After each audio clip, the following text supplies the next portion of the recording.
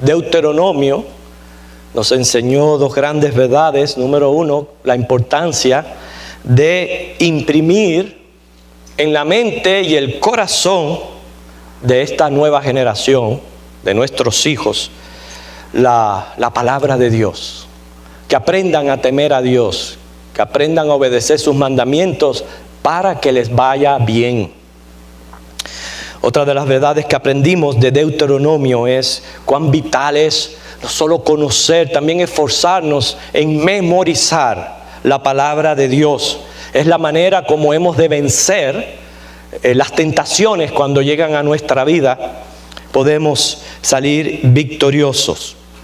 Podemos vencer las tentaciones de la vida. Estamos dando tiempo, ¿verdad?, para que nuestros hermanos coristas se integren, puedan también aprovechar al máximo esta exposición de la palabra.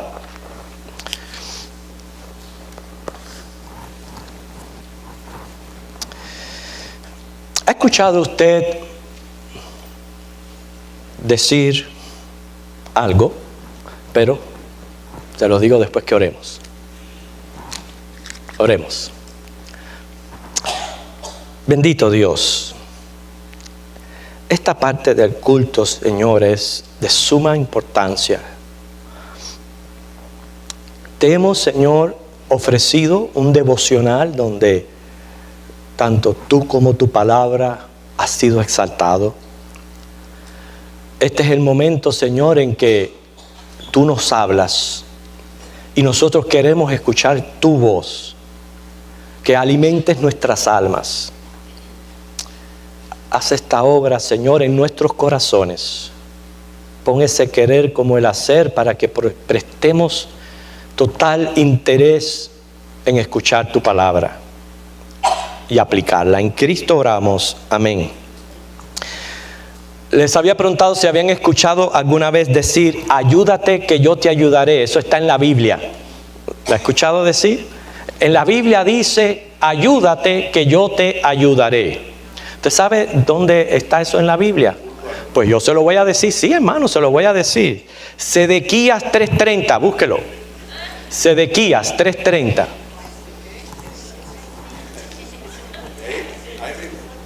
Ahí mismo está.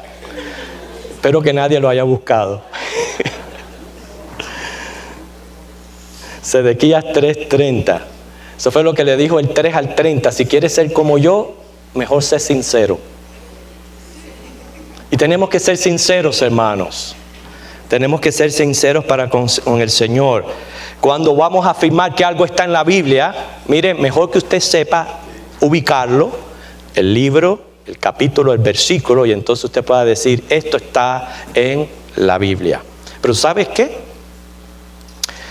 Los principios de este dicharazo sí está en la Biblia. ¿Sabe dónde? Busquemos. Josué 1:9. Josué 1:9. Ahí está el dicharazo. Josué 1:9.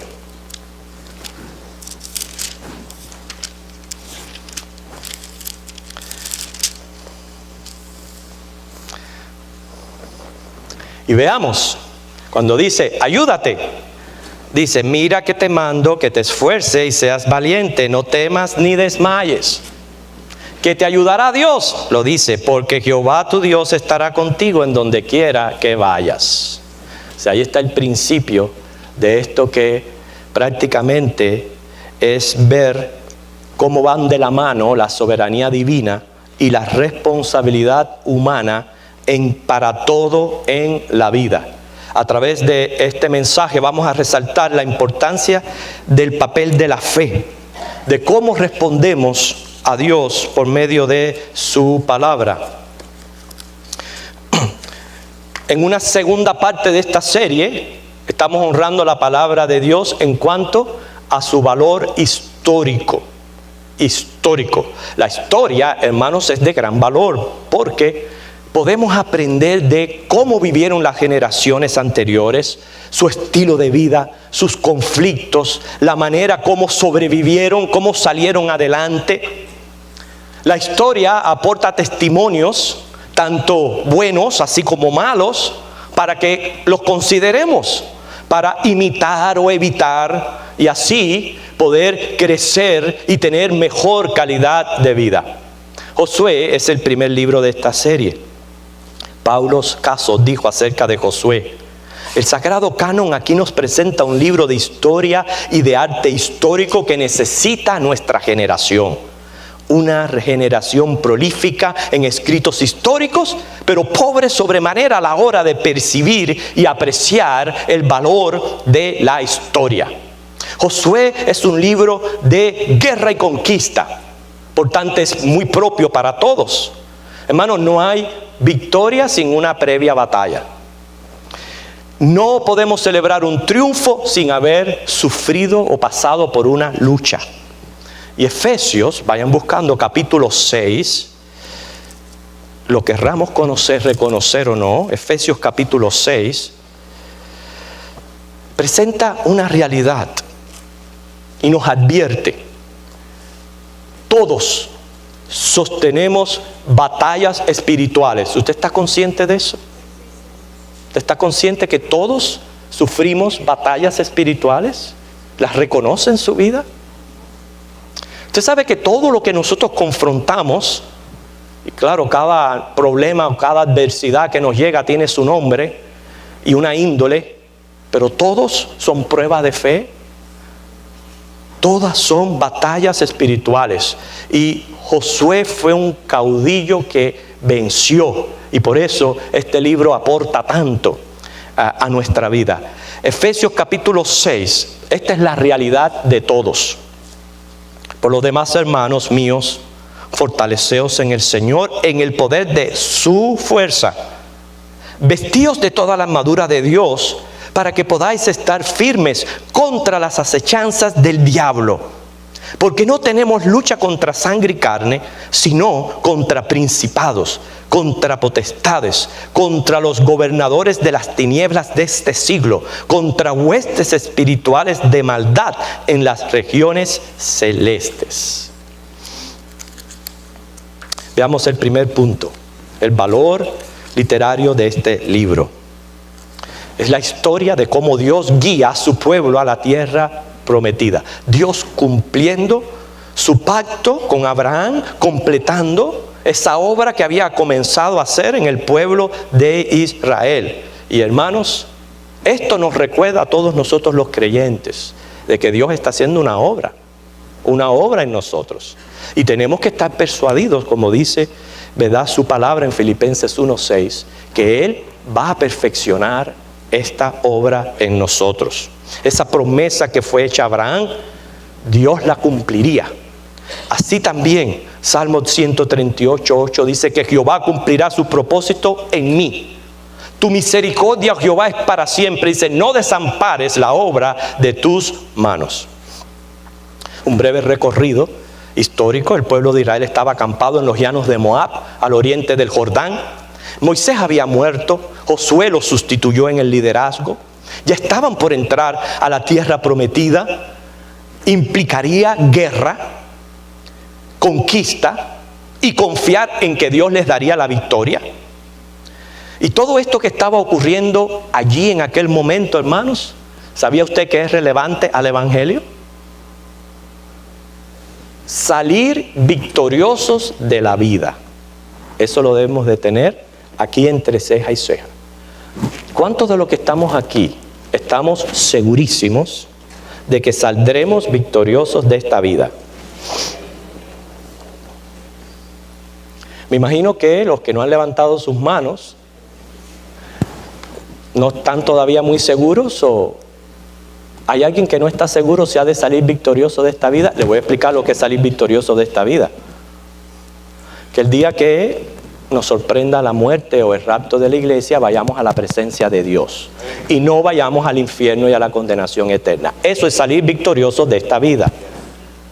¿Cuántos estamos seguros de que saldremos victoriosos de esta vida? Bien, mire lo relativo que hay de lo que pasó en aquel entonces y el Evangelio. Moisés se le conoce, él es representante de la ley. Él llevó al pueblo hasta allí, hasta casi la frontera de Canaán, pero no pudo introducir al pueblo en aquella tierra prometida. Y hermanos, es exactamente lo que hace la ley. La ley no nos justifica. El cumplir los 10 mandamientos no nos justifican ante el Padre. Lo que hace la ley es llevarnos a Cristo. Nos lleva allí, como hizo Moisés con el pueblo de Israel, llevarlo hasta aquellas fronteras. Así la ley nos lleva a Cristo. ¿Cómo la ley nos lleva a Cristo? Bueno, cuando uno reconoce que es obvio que todo aquel que incumple una ley tiene que pagar por ello. ¿Cuánto más la ley divina? ¿O acaso pensamos que vamos a quebrantar la ley de Dios y nada nos va a ocurrir? No, Él no dará por inocente al culpable. Incumplir la ley divina es sinónimo de condenación y en el infierno. Hermano, eso lo dice la Biblia. ¿Usted lo cree? ¿Sí? La ley nos lleva a Cristo. Cristo es nuestro sustituto en esa cruz del Calvario. Él dio su vida para rescatarnos de la eterna condenación, para darnos por pura gracia la vida eterna. Eso lo dice la Biblia. ¿Usted lo cree? ¿Lo cree? Tenemos que responsabilizarnos por nuestros actos. Tenemos que reconocer que somos pecadores, que quebrantamos la ley de Dios, que en efectivo Éxodo 14:8 no da por inocente al culpable Dios, que estamos bajo condenación. Eso lo dice la Biblia. ¿Lo crees? Porque entonces ahora Josué viene a ser tipo de Cristo. Tipo. La muerte y resurrección de Cristo es lo que nos justifica cuando arrepentidos, creyendo, confesamos, invocamos y nos convertimos de nuestros pecados. Por eso es que Cristo viene a ser el camino al Padre. Él es el que nos lleva a esa tierra prometida. Así que hay un valor literario en este libro de Josué. También hay un segundo punto, valor del título de este libro. El título es del nombre de un personaje bíblico, Josué, y vale resaltar esta persona. Recuerden, aunque Cristo sigue siendo el protagonista de todos los libros de la Biblia, pero vale resaltar porque aprendemos mucho de Josué. Fue Moisés quien le cambió el nombre. Primero él se llamaba Oseas, y según Números 13:16, Moisés le cambia el nombre, le pone Josué, que significa Yahvé libró. Él nació en Egipto durante el periodo de la esclavitud. Llegó a ser un siervo personal de Moisés. Le acompañó en el monte cuando le fue dada la ley a Moisés. Era un hombre valiente, de guerra. Guió a los israelitas en su primer combate, mientras Aarón y Hur sostenían en alto las manos de Moisés.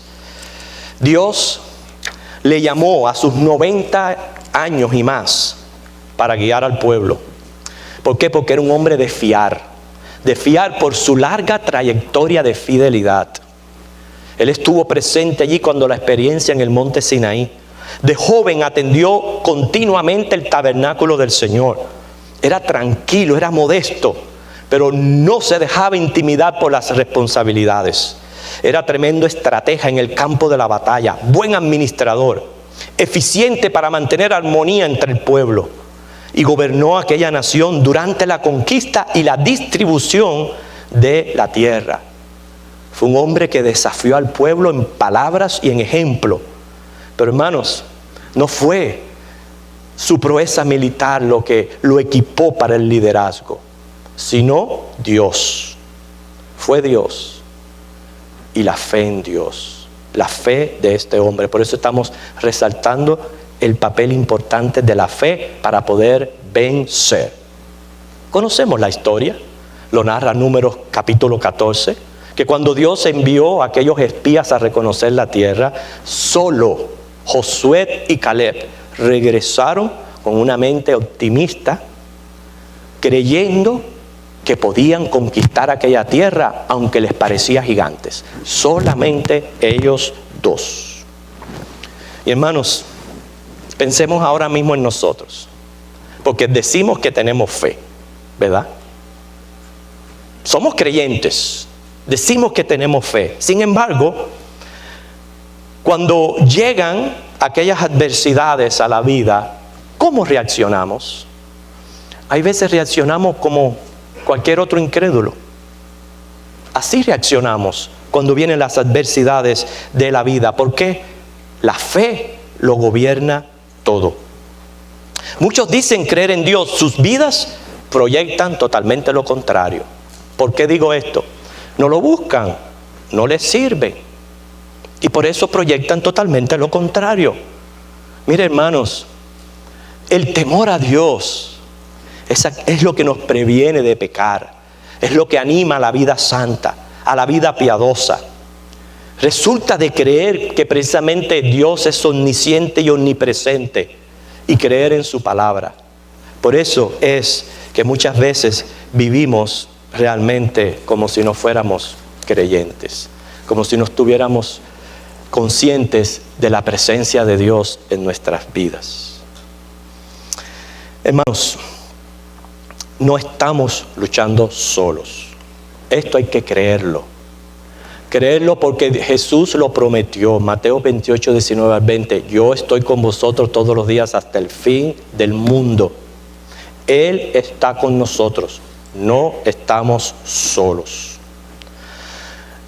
El tercer punto, brevemente, este libro, créalo o no, tiene un valor teológico tremendo. Aquí se desarrollan 6 temas teológicos. Esto no es un estudio, esto es un mensaje, no nos vamos a detener en estos puntos, pero por ejemplo, uno de los temas teológicos de este libro es el guerrero divino, porque hay quienes no consideran a Dios como un guerrero. Inclusive hay personas que creen que no deben de participar del ejército militar de un país, porque Dios no es Dios de guerra. Y ese es un tema teológico que trata el libro de Josué. Presenta a Jehová como el guerrero divino, presenta una guerra santa, una tierra prometida a la cual conquistar, el pacto, presenta al Dios como redentor y un reposo prometido para este pueblo. Aquí tenemos tremendo valor instructivo. Yo creo que una realidad de todos, tenemos problemas. Esa es una realidad. Hay veces resolvemos uno y el otro ya viene por ahí en camino. Hay veces que caen todos juntos y es cuando decimos no, nos está lloviendo. Hay veces que hay tiempos de paz y la vida es así, en esos vaivenes, pero la realidad es que todos deseamos vivir reposadamente. Yo no creo que haya nadie, a menos que sea masoquista, que quiera vivir en problemas. Quiero decirle que hay gente que es así, hay gente que si no tiene los problemas los busca. Oh sí, porque el caso es pelear. Los busca. Pero no, yo creo que, al menos yo, todos queremos paz. Todos queremos sosiego, reposo. Pero vienen los problemas, hay que enfrentarlos. Y es aquí la gran enseñanza que hay en el libro de Josué, porque el desafío de este hombre fue considerar esto, hermanos, importantísimo. Cuando Dios promete algo, lo cumple. Es un desafío, porque estamos en el problema y a veces no vemos, pero el desafío es creer que cuando Dios nos está prometiendo algo, Él lo cumple. Hermanos, no estamos solos en esa batalla. Él está con nosotros. Como yo les decía, todo problema, primeramente, son batallas espirituales. Así las tenemos que ver.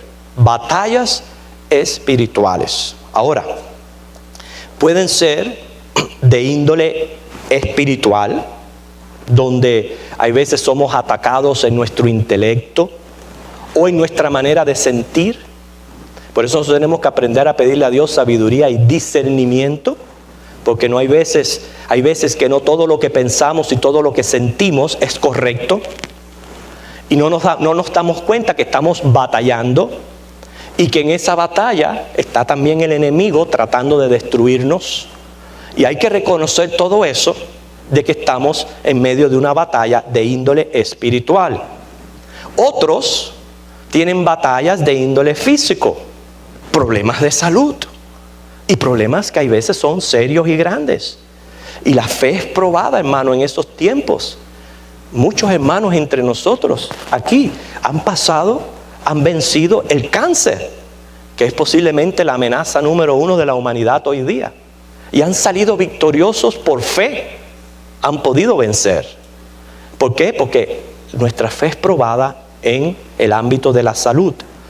Viene el ámbito material, que es cuando somos atacados en nuestra economía y sufrimos y tenemos problemas.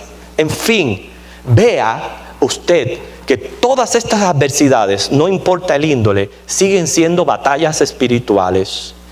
Eso lo tienen en común. ¿Es nuestra fe siendo probada?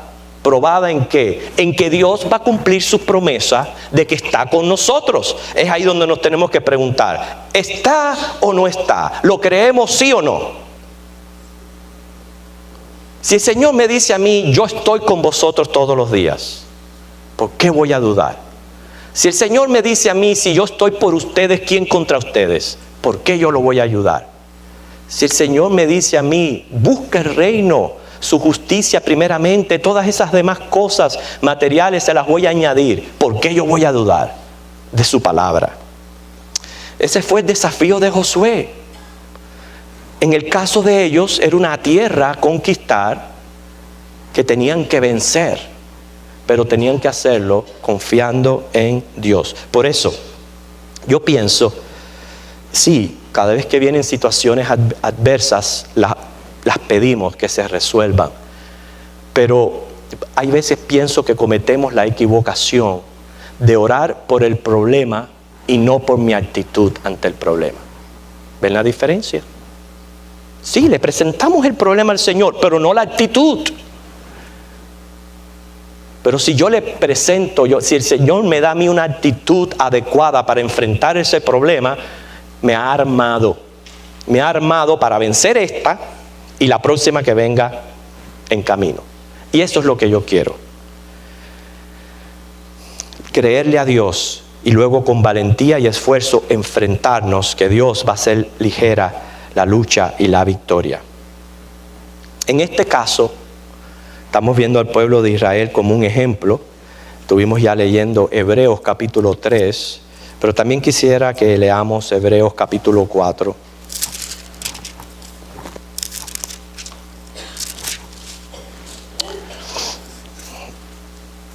Hebreos capítulo 4, del 1 al 16.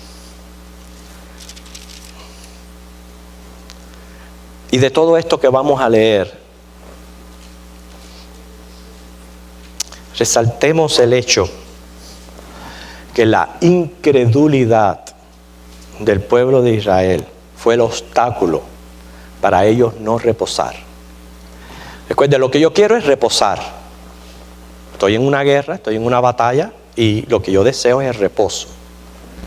El pueblo de Israel estaba en guerra, estaba en batalla, no lograron el reposo. ¿Por qué no logran el reposo? Por incredulidad, por no creerle a Dios lo que Él promete. Y ¿qué pasa con nosotros espiritualmente? Son las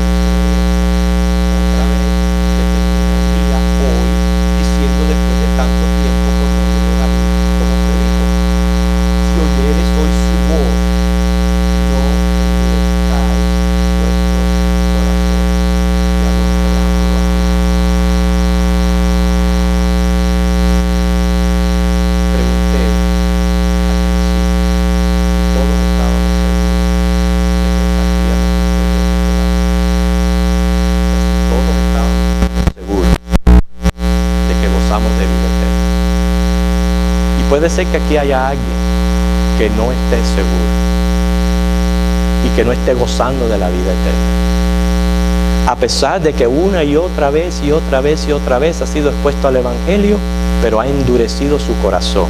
Y es por eso que no tiene reposo.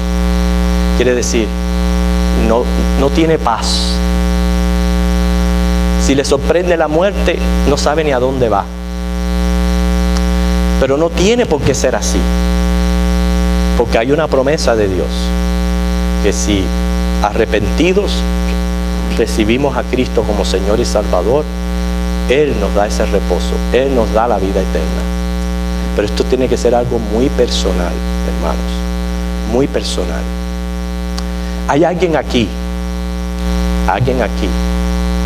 que ha escuchado una y otra vez el Evangelio. Es más, hasta pudiera decir, ya estoy cansado de oírlo. Pero hasta este momento no ha abierto su corazón, no ha recibido a Cristo como Señor y Salvador, porque lo ha estado endureciendo su corazón. Hoy quiere entrar a ese reposo. Hoy quiere recibir a Cristo como el Señor y Salvador de su alma, con convicción para Dios.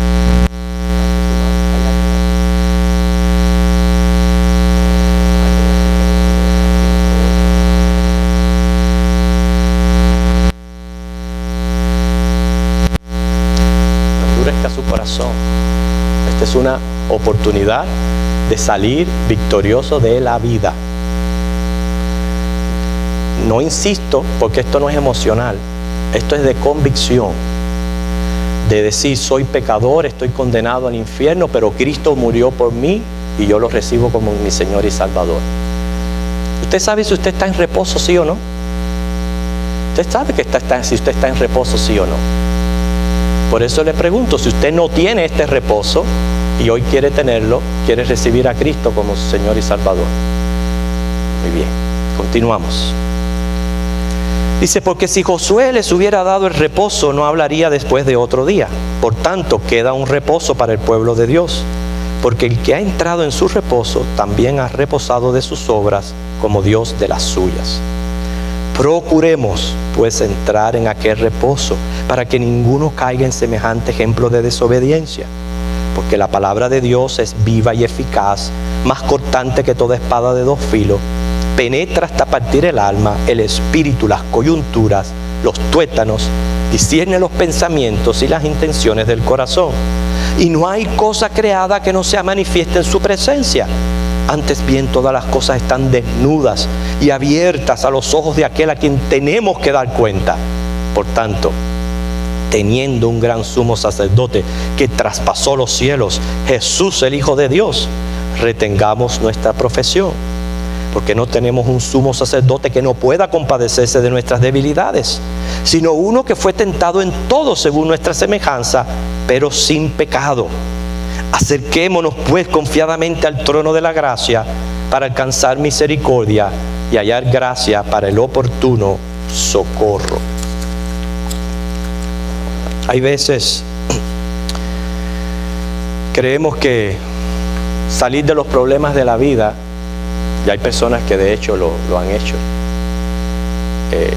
La semana pasada mi esposa tuvo que ir a un funeral de una persona que se suicidó, se quitó la vida. Personas que llega un momento que le abruma tanto lo que le está pasando, que piensan que si se quitan la vida ya se acabaron los problemas. No es así. Al contrario, comienza el más grave de los problemas, el vivir eternamente lejos de Dios. El vivir eternamente lejos de Dios.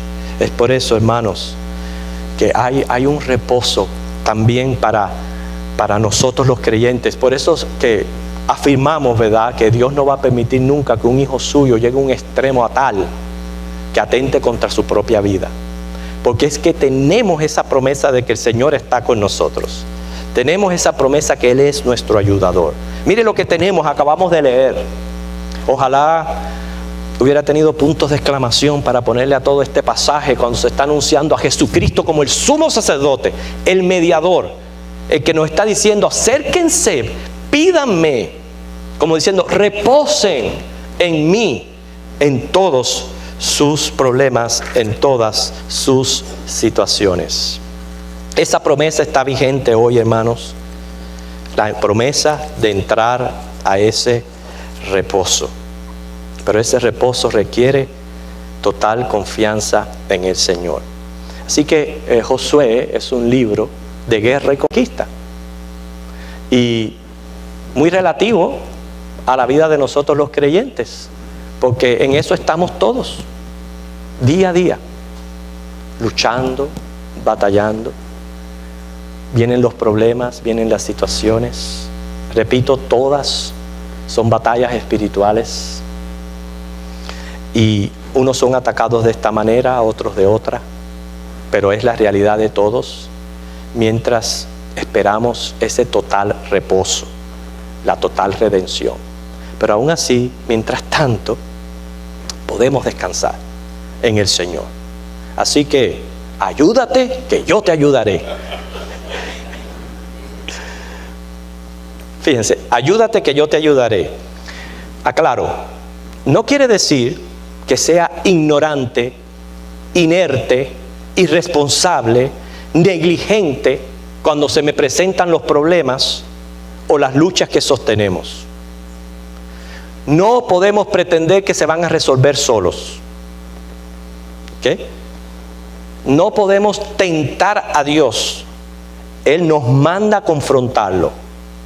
Fíjate que dice el Señor: mira que te mando a que te esfuerces y seas valiente. Cuando Josué y el pueblo llegaron allí, ¿verdad? Ellos tuvieron que conquistar. Primero fue Jericó. Tuvieron que conquistar esas naciones. Así nos pasa con nosotros, hermanos. No quiere decir que va a venir el problema: oh, mi fe en Dios, me voy a echar en el reclinable y todo se va a resolver así solo. No, no. Hasta posiblemente eso sea hasta tentar a Dios. Y entonces cuando yo pienso que Dios menos escucha. ¿Por qué? Porque Dios quiere que nos responsabilicemos. Pero el otro error está en responsabilizarnos, pero inquietarnos, impacientarnos. Porque creemos que estamos solos, que somos nosotros los que tenemos que remediar la situación. Y ahí es donde viene también el otro problema. Porque nos desligamos y dejamos de depender en Dios. Yo te ayudaré, sí, si dice Jehová, yo, tu Dios, estaré contigo en donde quiera que vaya. Entonces, ya para resumir este mensaje, buscar algo que podamos salir de aquí, que podamos, ¿verdad?, llevar como verdad y que nos ayude. ¿Okay? Yo no estoy aquí para, con una varita mágica, hacerle así a su problema y hacerlo desaparecer. No es como funciona. Hay responsabilidades de nosotros que Dios requiere. Y para mí lo primero que yo tengo que hacer cuando se me enfrenta a una situación de cualquier índole que sea es orar. Pero ahí voy, no por la situación, por mi actitud. Que el Señor en ese momento me dé una actitud correcta. Decirle: estoy atravesando un problema, ayúdame a permanecer en fe. O sea, que a través de toda esta situación en ningún momento vaya a dudar de ti, o te vaya a negar, o vaya a murmurar en contra de ti. O sea, manténme en fe durante todo el proceso. O sea, ayúdame a glorificarte, a estar quieto, a conocer que tú eres Dios y que tú prometes estar conmigo. Eso es lo primero que yo tengo que hacer cuando me viene un problema. Segundo, entonces le encomendamos la situación a Dios. Provisión en caso de escasez. Protección en caso de peligro. Paz y luz en caso de dirección o sabiduría. O sea, pedimos de acuerdo al índole de la necesidad. Tercero, actuamos. Tocamos puertas. Somos diligentes. Usamos también de precaución. Discernimos. Ejemplo, estoy enfermo. Me vino una enfermedad. Oh Señor, ayúdame a través de esta enfermedad yo poderte glorificar y mantenerme en paz. Luego, Señor, estoy pasando por esto. Me he dado un golpe en el dedo meñique y me duele mucho. Sí, así es. ¿Ok? Mira, Señor, está verde del dolor. Tercero, voy al médico, voy y busco que me lo entablille y que me hagan algo. Porque hay personas también que no van y usan los médicos y la ciencia, que así al fin y al cabo son dones de Dios, porque piensan de que solo se van a resolver las cosas. No, cuando Jesús hizo milagros, los hizo de diferentes maneras. En todos hubiera podido decir lo mismo. En unos mandó a que fuera sanado, en otros hizo lodo con saliva y lo untó, porque para mí ahí está representado toda la medicina. En otro le dijo, ve allí y sumérgete en las aguas. O sea, el Señor también nos manda a responsabilizarnos. Por eso que debemos de actuar y no olvidar, agradecer y dar gloria a Dios y contar esa historia. De seguro vamos a salir victoriosos. El Señor les bendiga, hermanos.